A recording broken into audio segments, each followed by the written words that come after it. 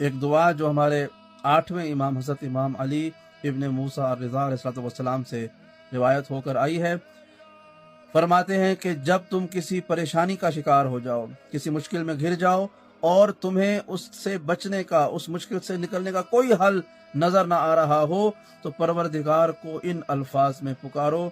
या गयासल मुस्तगीसीन अगिस, या गयासल मुस्तगीसीन अगिस, या गयासल मुस्तगीसीन।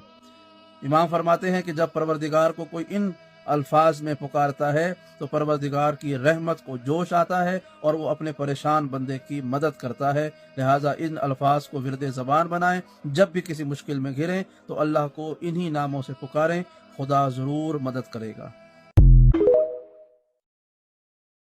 एक बड़ी मुनफरिद सी रिवायत जो हमने बुजुर्ग उलमा की किताबों में उनके अक़वाल में देखी,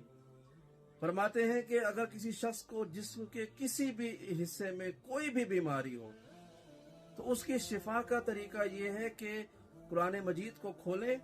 और कुरान मजीद की किसी भी हिस्से से 100 आयतों की तिलावत करें, अपना हाथ रख के, यानी उंगली रखकर 100 आयतों की तिलावत किसी भी हिस्से से शुरू कर दें। जब 100 आयतें मुकम्मल हो जाए, उसी हाथ या उसी उंगली को उस बीमारी वाले जगह पर, जिस्म के हिस्से पे रखें और दुआ करें, परवरदिगार तुझे इस कुरान मजीद का वास्ता मेरे बदन की इस तकलीफ को दूर फरमा दे। तो वो कहते हैं कि वो कुरान मजीद की 100 आयतों की बरकत से जिस्म का वो बीमार हिस्सा शिफा पा लेता है।